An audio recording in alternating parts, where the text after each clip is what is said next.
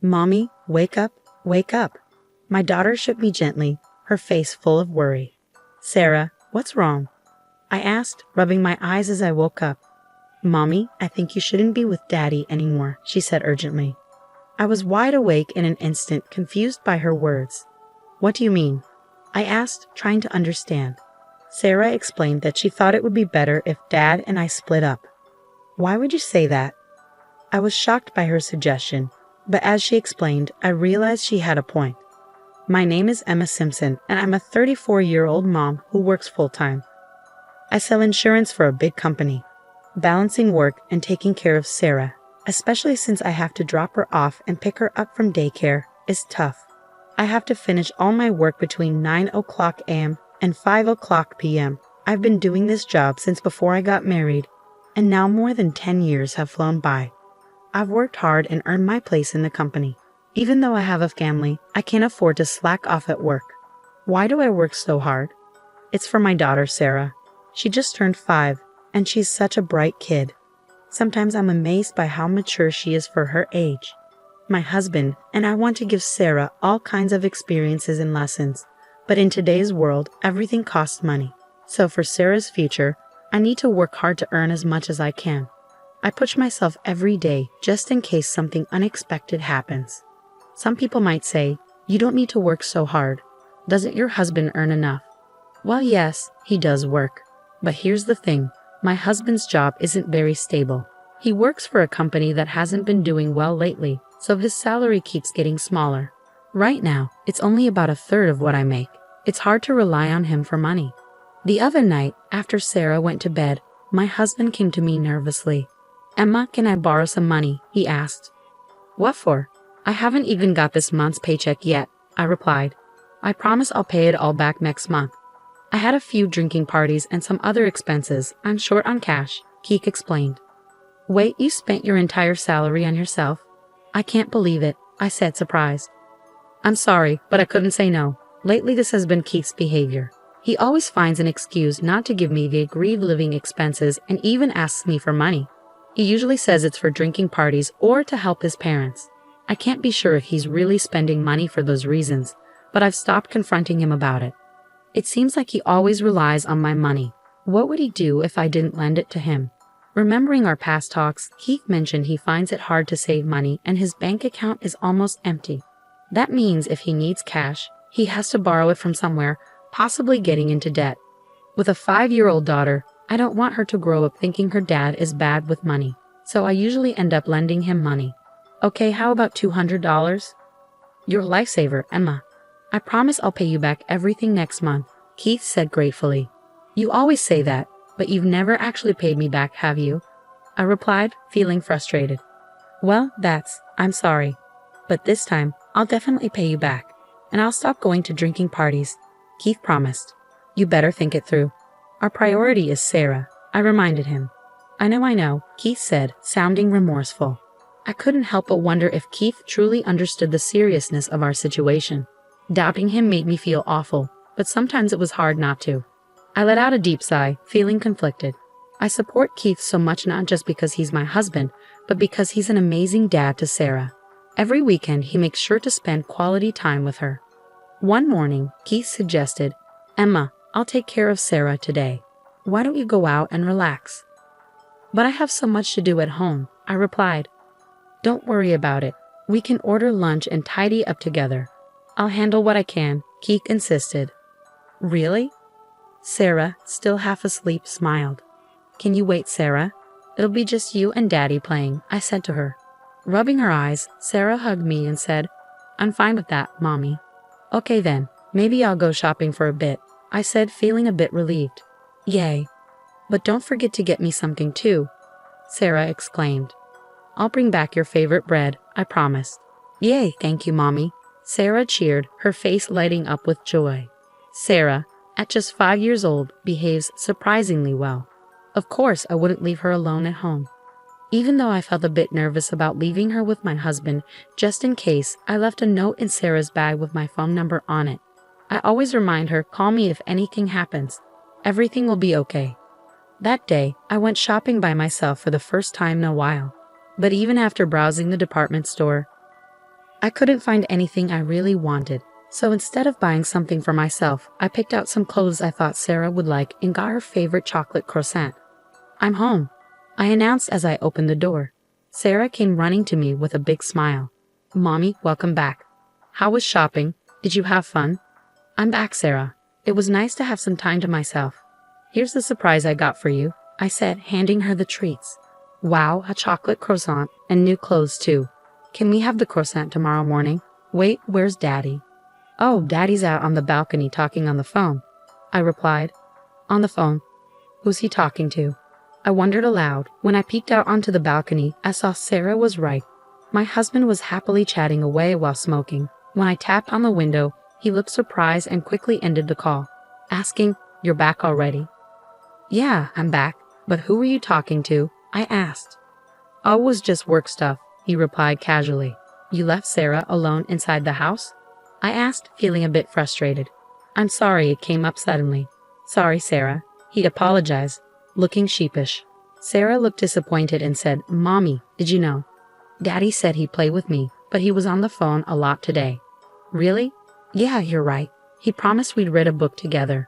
I confirmed, feeling a bit let down. When I looked at my husband, he seemed regretful. That night, we had dinner together as usual, and I bathed Sarah. Because I felt bad for leaving her alone during the day, I tried to spend extra time with her. After Sarah fell asleep, I had a serious talk with my husband. Keith, are you really that busy? It feels like you're always on work calls, even on weekends. Yeah, the workload has been crazy, and I've had to do a lot of overtime. So when I've been coming home late lately, it's because of work, not going out drinking. Okay, it's because of work, but when you're on the phone, can you make sure to spend time with Sarah too? Work is important, but so is our family, I reminded him. Okay, but Sarah looked really lonely. From now on, when I go out, I'll take Sarah with me. And if you're going to be busy with work, just let me know in advance, Keith promised. Got it. I'm going to bed now, Keith said, bidding good night before heading to the bedroom with his phone. For the past 6 months, Sarah and I had been sleeping in the same bed more often, while Keith slept alone in the bedroom. Although I enjoyed sleeping next to Sarah, I couldn't deny that our time together as a couple had decreased. Keith didn't seem bothered by it, but as a woman, I sometimes felt a twinge of loneliness. Then, one night, Mommy, wake up. Sarah's sudden voice jolted me awake. I glanced at the clock. It was 2 a.m. in the quiet darkness. Keith must be asleep in the other room. I sat up and asked Sarah what was wrong. Mommy, I have a request, Sarah said seriously. A request? What is it? I want you to break up with Daddy. What? Sarah's words snapped me out of my drowsiness instantly. What did you just say? Mommy, I want you to break up with Daddy. Sarah had indeed said those words. Trying to mask my shock, I looked into her eyes. Why would you say something like that? Because, Mommy, if things stay like this, you're in danger. Danger? What do you mean? I'm okay. But Dad, he wants to hurt you. What happened, Sarah? I asked, my heart pounding in my chest. Tears streamed down Sarah's face as she cried, but she seemed to calm down a bit when I gently stroked her back. Earlier, when I got up to use the bathroom, I heard Dad talking on the phone in his room. Really? What was he talking about? I asked, feeling a mix of worry and confusion. He said it would be good if something happened to you, Emma, so we could get the insurance money. What's insurance money? I asked, though deep down, I already knew. They were talking about hurting me on purpose. Why, Keith? Why would he say that? Also, Daddy said, I love you on the phone, but not to you. It was to someone else, Sarah added. Don't worry, Sarah. I'll make sure everything's okay. I reassured her, though tears were welling up in my eyes again. My daughter, so young yet so perceptive. She must have sensed something was wrong. Children are often very aware of their parents' feelings and actions, even at a young age. Despite her tender years, Sarah must be worried about my safety. At that moment, tears of gratitude and anger mixed in my eyes. Gratitude towards Sarah for her bravery and concern, and anger and sadness towards Keith for his actions. My little girl trying so hard to protect me. Now that she's spoken up, it's time for me to take action too. I have to do something about this situation myself. Looking at Sarah, I began to speak slowly. Sarah, I need to talk about something very important. Can you listen carefully? I'm listening, Mommy. And if what you said earlier is true, then you can't stay with Daddy anymore, right? That's right. I'm considering leaving this house. What do you think, Sarah? Sarah paused for a moment, thinking deeply, but then she looked at me with determination and replied, I want to stay with you, Mommy. Are you sure about leaving? Yes, I'm sure. I can't be without you. Thank you, Sarah. Let's go. Okay. I instructed her to quietly and quickly gather her things. Sarah began to pack her backpack, being careful not to make any noise to alert her father. I hadn't realized how mature and responsible she had become. Touched by her growth, I too prepared to leave, leaving my wedding ring on the living room table. Together, we left the house. It was still dark outside when we arrived at my parents' house and rang the doorbell at 5:00 a.m. My mother, looking sleepy, answered the door. Emma and Sarah, too. What brings you here so early? I'm sorry for dropping in like this, Mom. Can we stay here for a while? Of course, dear. But what's going on? There's something you need to talk about. After my mother showed me to the living room, she put Sarah to bed in the adjacent room. Sarah looked exhausted and quickly drifted off to sleep. A comforting cup of tea sat on the table in front of me, courtesy of my mother. Taking a sip, I gathered my thoughts and began to speak. It seems Keith is planning something involving me, possibly an accident. I said, the words heavy on my tongue. My parents were stunned into silence. My father, trying to maintain his composure, asked, What do you mean? Why would Keith do such a thing? Sarah overheard Keith talking on the phone. He told the person he loved her. I suspect he's having an affair. That's unbelievable. An affair? But Sarah only heard the call. How can you be sure? My father's disbelief was evident in his tone. I brought Keith's tablet. If we look into it, things might become clearer, I said, pulling out the tablet from my bag. Since Keith wasn't likely using his phone to communicate with his lover, he must have been using this tablet instead. When I opened it, I found that it wasn't locked. As I cautiously scrolled through the screen, my suspicions were confirmed when I opened the email app. There were numerous exchanges with a woman I didn't recognize. This, my mother pointed at the screen, appears to be a detailed plan to cause an accident involving you. I quickly snapped photos of the emails as solid evidence and printed out the conversation for future reference. Just then, my cell phone rang from inside my bag.